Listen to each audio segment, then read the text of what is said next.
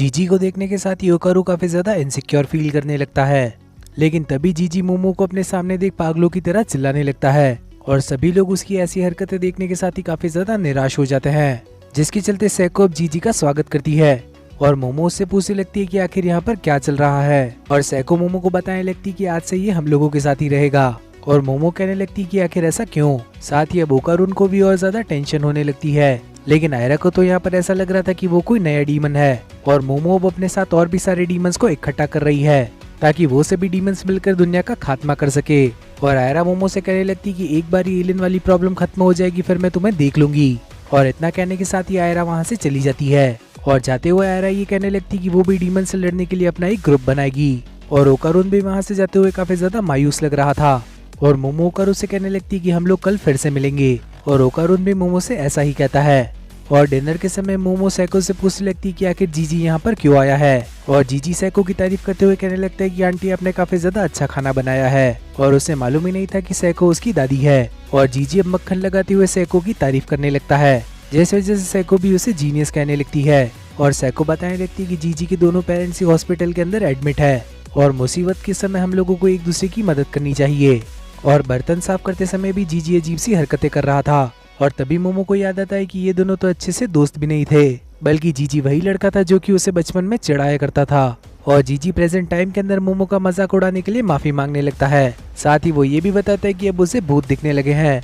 और ये बात सुनने के साथ ही मोमो उससे कहने लगती कि कहीं उसने कोई गोल्डन बॉल तो नहीं उठा ली थी।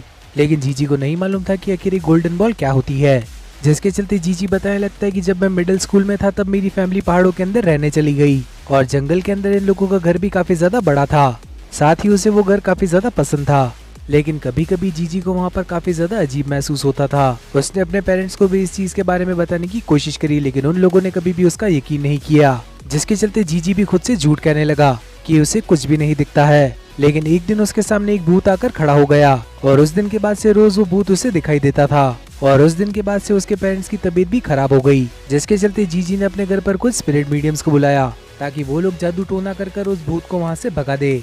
लेकिन इस सब के बाद भी 5 में से 3 लोगों ने अपनी जान दे दी। अच्छे लोग भी उस भूत को नहीं भगा पाए और उनमें से एक ने जीजी से कहा था कि सैको उसकी आखिरी उम्मीद है। लेकिन सैको तो यहाँ पर कार्टून देखने के साथ ही हंस रही थी। और मोमो अब जीजी से कहने लगती कि अच्छा हुआ तुम यहाँ पर आ गए, जिसके चलते जीजी फिर से मोमो से माफी मांगने लगता है क्योंकि उसने उसका बचपन में मजाक बनाया था। और अब मोमो भी उसे माफ कर देती है, जिसके चलते मोमो कहने लगती है कि तुम्हें भूत की चिंता करने की जरूरत नहीं है, उसकी ग्रैनी उस भूत को भगा देगी।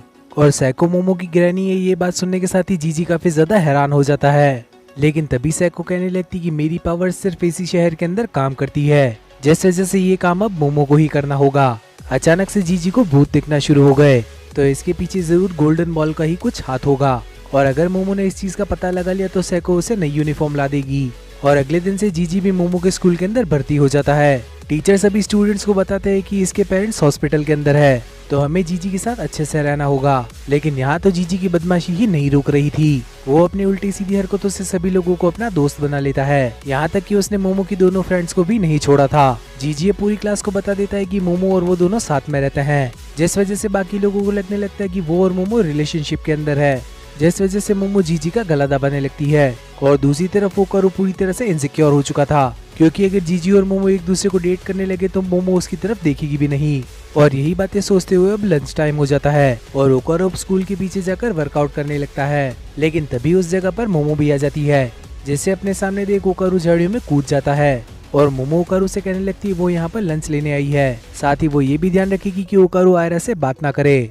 और ओकारू अब अपने दोनों हाथों से एक्सरसाइज कर रहा था, जिस वजह से मोमो कहने लगती कि वो ओकारू को अपने हाथों से खाना खिलाएगी। और ये बात सुनने के साथ ही ओकारू के मन में लड्डू फूटने लगते हैं। लेकिन तभी उसका काम बिगाड़ने के लिए वहाँ पर जीजी आ जाता है। जीजी वहाँ पर मोमो की फेवरेट ड्रिंक लाया था और ये चीज देखने के साथ ही मोमो काफी ज्यादा खुश हो जाती है। और ओकारू यहाँ पर मायूस होकर वहाँ से जाने लगता है। साथ ही ओकारू ये भी सोच रहा था कि उसे इन दोनों के रास्ते से हट जाना चाहिए। और तभी साइंस लैब का एक पुतला ओकारू की तरफ भागने लगता है और ओकारू फिर से मोमो की तरफ भागने लगता है। लेकिन तभी वो पुतला ओकारू के आगे निकल जाता है। साथ ही वो पुतला कहने लगता है कि मुझे कोई नहीं रोक सकता, जिसके चलते मोमो अपनी पावर का इस्तेमाल करने लगती है। लेकिन जीजी को मोमो की पावर्स के बारे में नहीं मालूम था और वो मोमो को बचाने के लिए उसे नीचे गिरा देता है। और जैसे ही वो पुतला इन लोगों के ऊपर से छलांग लगाता है तो मोमो को उसके नीचे गोल्डन बॉल नजर आती है। जिस वजह से मोमो को लगने लगता है कि ओकारू की दूसरी बॉल इसी के पास है। और तभी मोमो अपनी पावर से उस पुतले को पकड़ लेती है और वो पुतला मोमो और जीजी को अपने साथ लेकर भागने लगता है।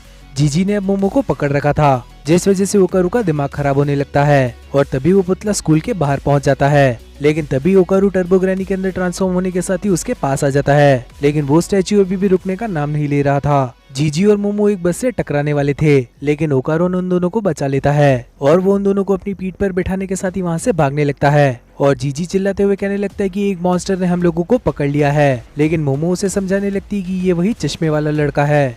और मोमो अपनी पावर का यूज करने के साथ ही फिर से उस पुतले को पकड़ लेती है, लेकिन तभी वो पुतला अपने शरीर के काफी सारे टुकड़े कर लेता है, जिस वजह से मोमो की पकड़ी छूट जाती है, जिसके चलते वो फिर से अपने आप को एक करने के साथ ही वहाँ से भागने लगता है, जिसके चलते ये लोग उसे खो देते हैं। और ओकारू को नॉर्मल रूप में आते देख जीजी काफी ज्यादा हैरान था। ओकारू कहने लगता है कि आखिर अब हम लोगों को क्या करना चाहिए, हमें तो ये भी नहीं पता कि आखिर वो किस तरफ गया है। और तभी मोमो अपने हाथ में रखी किसी चीज को मुक्का मारती है और इन लोगों को उस पुतले के चिल्लाने की आवाज आती है और आवाज का पीछा करते हुए ये लोग एक कबाड़ खाने में पहुंचते हैं, जहां पर इन लोगों को वो पुतला मिल जाता है। और ओकारू मोमो से पूछने लगता है कि आखिर तुम्हें कैसे मालूम था कि ये यहाँ पर होगा। और मोमो बताने लगती है कि जब उस स्टैचू ने अपने काफी सारे टुकड़े किए थे तो मोमो ने उसका हार्ट पकड़ लिया था और इतनी देर से मोमो उसी के हार्ट को मुक्का मार रही थी, जिस वजह से दर्द उस पुतले को भी हो रहा था। मोमो उस पुतले से कहने लगती कि हम तुम्हारे साथ कुछ भी गलत नहीं करेंगे, लेकिन हमें सिर्फ तुम्हारी गोल्डन बॉल देखनी है जो कि इस लड़के ओकारू की है। और तभी इन लोगों को कबाड़ में से कुछ आवाज आने लगती है, वो आवाज किसी टारो को बुला रही थी और हम लोगों को मालूम चलता है कि इस पुतले का नाम ही टारो है। और टारो कबाड़ में ढूंढने के साथ ही एक फीमेल स्टैच्यू को बाहर निकालता है और इस फीमेल स्टैच्यू का नाम हाना था। हाना अब टारो से कहने लगती कि आखिर तुम अपने आप को खतरे में डालकर यहाँ पर क्यों आए। और टारो कहने लगता है कि मैं तुम्हें काफी ज्यादा पसंद करता हूँ और उसके मिलने के साथ ही उसकी दुनिया काफी ज्यादा अच्छी हो गई। हाना कहने लगती कि उसके पुराने हो जाने की वजह से उसे फेंक दिया गया और टारो को भी यहाँ से चले जाना चाहिए, वरना उसका भी यही हाल होगा। और टारो कहने लगते है कि उससे कोई फर्क नहीं पड़ता, अगर उसने भी कुछ नहीं किया तो उसे जिंदगी भर गिल्ट का सामना करना पड़ेगा, वो तो हर समय सिर्फ हाना के साथ ही रहना चाहता है। और टारो की सभी बातें यहाँ पर ओकारू को भी लग रही थी, जिस वजह से उसे मोमो के लिए काफी सारी फीलिंग आने लगती है और वो भी फैसला करता है कि वो मोमो को इस तरह से छोड़कर नहीं जाएगा, जिस सभी के चलते ये एपिसोड यहीं पर खत्म हो जाता है। तो आखिर आप लोगों को ये एपिसोड कैसा लगा ये कमेंट सेक्शन में बताना मत भूलना। साथ ही इस वीडियो को लाइक करने के साथ ही चैनल को भी सब्सक्राइब कर लेना और आखिर में नोटिफिकेशन बेल को ऑन करना मत भूलना, ताकि फ्यूचर में आने वाली वीडियोस की नोटिफिकेशन आप लोगों से मिस ना हो। और अगला एपिसोड नंबर 12 इस सीरीज का आखिरी एपिसोड होने वाला है, जो कि अगले हफ्ते आप लोगों को इसी चैनल पर देखने को मिलेगा। तो मिलते हैं इसी तरह की और किसी वीडियो के अंदर, तब तक के लिए बाय एवरीवन।